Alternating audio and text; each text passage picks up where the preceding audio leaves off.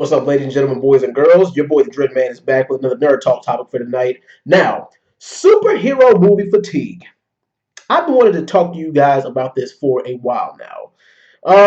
Are you guys tired of superhero movies? Are they getting old to you? Have they gotten stale? I mean, you guys, you get the idea. Now, I just seen Spider-Man Far From Home this past 4th of July weekend. Great movie, by the way.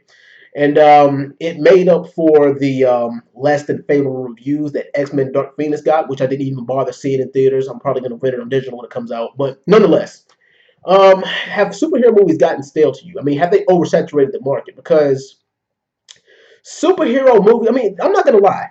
I love me a good superhero movie. I'm a comic book nerd. I'm a cartoon nerd. I'm a video game nerd. I love me some superheroes. But, I mean, have they oversaturated the market with them? I mean, the thing is, there is a market for them. That's why they have been doing so well for the past 15 years. But superhero movies themselves, they all right from 1989 through about 2004, they used to come few and far in between. We only used to get a superhero movie once every 2 years, once every 3 years. Um, Even I guess you can even go back as far as the late '70s, early '80s with the Christopher Reeve Superman movies. But I mean, most people grew up with the Tim Burton Batman movies and so on and so forth. But yeah, we only used to get a superhero movie once every 2 years. And if you really want to break it down, we only used to get a really good superhero movie every 5 years or so. Like I said, the Tim Burton Batman movies did pretty well, but then you got Batman Forever and Batman and Robin, which didn't do that good. Then you had failure superhero movies like Steel, and I guess you and I guess you can count Blank Man as one of them. But Blank Man is more of a superhero comedy than just a superhero movie. And then you had movies that were okay, like the Blade series and stuff like that. And then you had then when the 2000s came up, you had the Sam Raimi Spider-Man movies. Then you had the first X-Men trilogy, but even though X-Men: The Last Stand was not that good in the box office. But yeah. Now, between now and 2023, between now and the next 4 years, there's a good 2 dozen superhero movies coming out. So, I mean, the thing is, they're still going to do well at the box office. But the thing is, as far as people getting tired of it, like I said, you can only do superhero origin stories for so long before people start to catch on. But now, more than one company is starting to cash in on this because of the MCU did so well.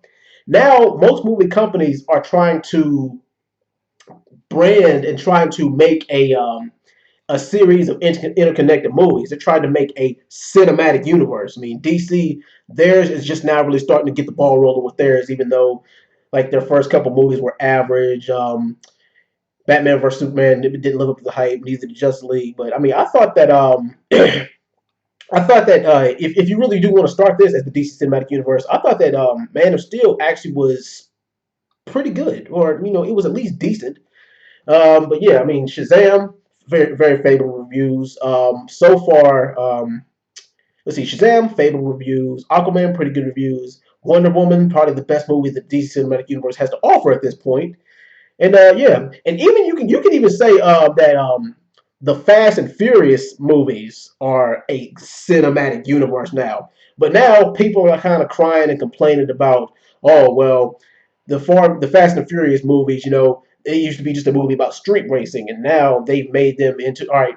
First, it was a movie about street racing, a street racing slash cop drama movie, and then it became a heist movie. Then it became spy films, and now they're damn near superhero movies because a lot of people are familiar with the term, well, with movies, if it ain't broke, don't fix it. But the thing is, you do have to change up the formula every once in a while, so that way it doesn't become stale. Because be real, I mean, everybody's like, well, it should have ended after Fast and Furious 7, which to me, which to this day is probably still the number one Fast and Furious movie. My top three Fast and Furious movies right now are Furious 7, Fast 5, and Too Fast, Too Furious. Those are my top three out of the whole Fast and Furious series.